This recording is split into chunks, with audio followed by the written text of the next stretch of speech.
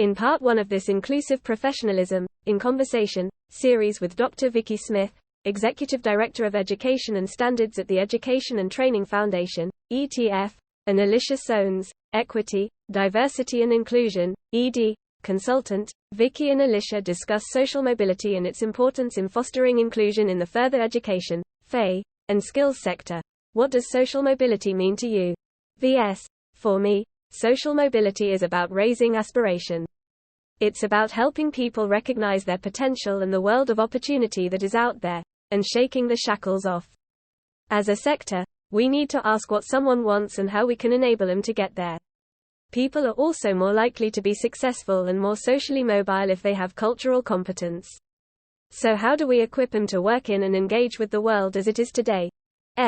I think that space of belonging, everybody having that space for empowerment, is where equity, diversity and inclusion link to this. You need that for social mobility to work.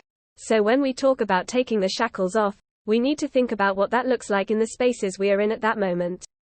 We need to make sure the sector, organizations, support staff and leaders really understand and identify with fostering that kind of environment so they can pull people along the way.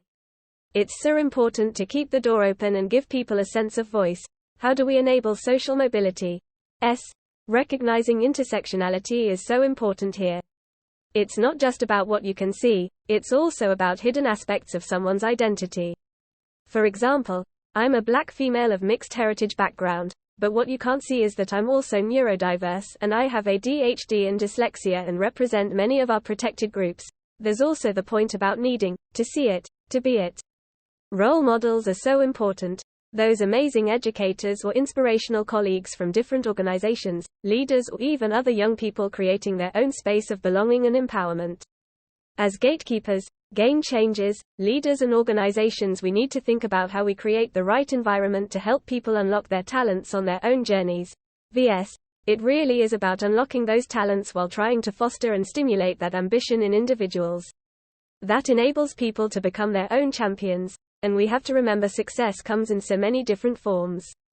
Small successes allow us to build towards the next one and the one after that. And success comes in many different roles and career paths. We're not a monoculture, and there isn't just one path to success. There are many different paths. Some are creative, some wiggly, and they are all good. As long as we keep learning, we will continue to move forward. I love the idea of the wiggly path to success. I often talk about different chapters. It is okay to have those chapters and to acknowledge that sometimes your story is not going to be straightforward. It's okay if you get to a stopping point or a block and you have to go around it. We need to celebrate different paths more, especially with our learners. How can inclusivity drive social mobility? VS. I think role modeling is crucial here. We can't just have rhetoric. We can't just have papers, we can't just have policies, and we can't just sign up to charters. It has to be lived and it has to be real. Authenticity is absolutely critical. Yes, it's coming away from the tick box system and from paying lip service. And for that to happen, you need resources. We need both role models and much needed resources in place. I've seen people flourish when they've accessed ETF coaching, and seen them build on that experience using further resources.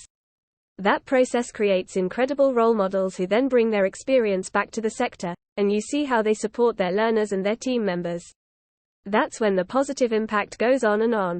That's when you get those real cultural changes, and showcasing these stories of impact is so important. There are a lot of people doing some amazing work, but we don't hear about it.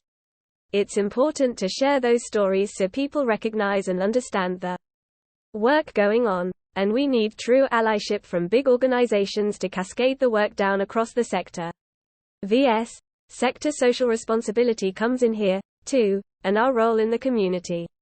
How to harness that social responsibility, the notion of community, and how do we challenge the stereotypes, and not accept the norms? We need to champion when someone has gone the extra mile and is making a real difference. By Dr. Vikki Smith, Executive Director of Education and Standards at the Education and Training Foundation, ETF, and Ellisha Soanes, Equity, Diversity and Inclusion, ED, Consultant.